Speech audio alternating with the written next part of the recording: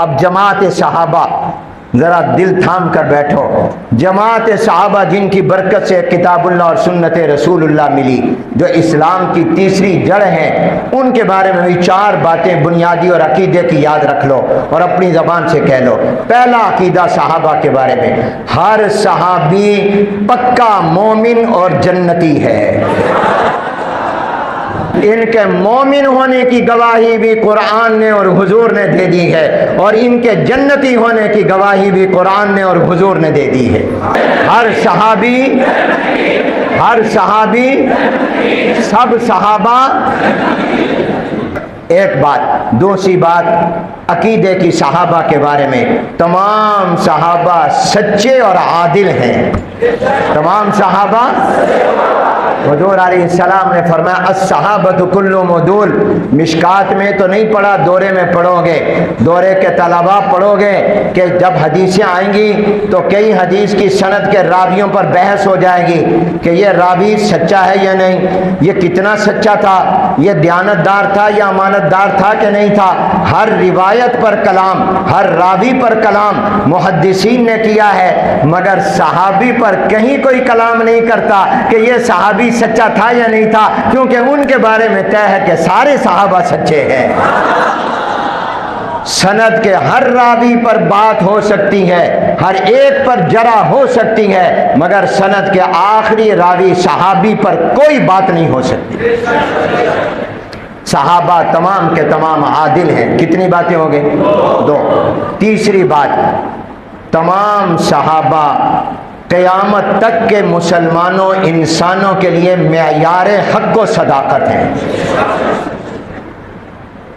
جس کا بھی ایمان صحابہ کی طرح ہوگا، جن کے عقیدے صحابہ کے عقیدوں کی طرح ہوں گے، اعمال عبادتیں صحابہ کے اعمال کی طرح ہوں گے، وہ معتبر ہوں گے، ورنہ نہیں۔ قرآن میں اللہ نے کہا فَإِنْ آمَنُوا بِمِثْلِ مَا آمَنْتُمْ بِهِ فَقَدِ اهْتَدَوْا۔ اور حضور کے زمانے میں 2 جماعتیں تھیں، مخلصین مومنین کی، منافقین کی۔ منافقین کو اللہ نے کیا فرمایا؟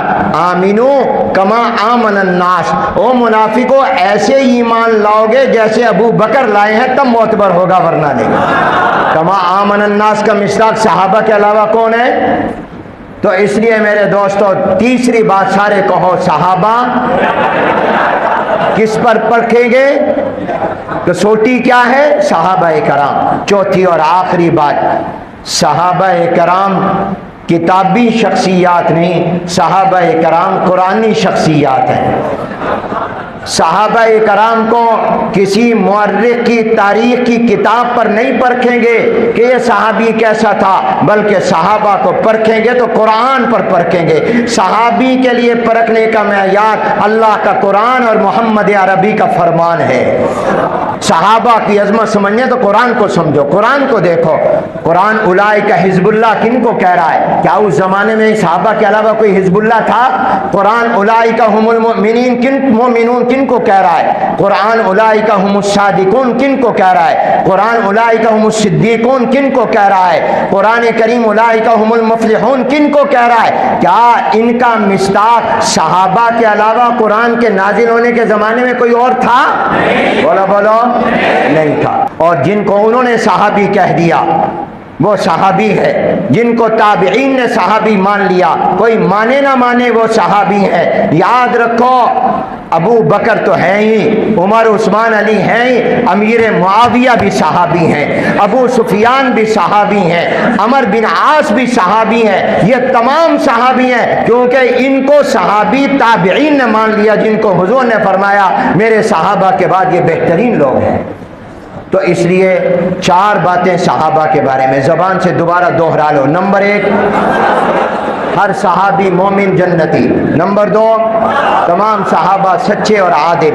نمبر 3، صحابہ معیار حق و صداقت۔ نمبر 4، صحابہ قرآن کی شخصیات ہیں۔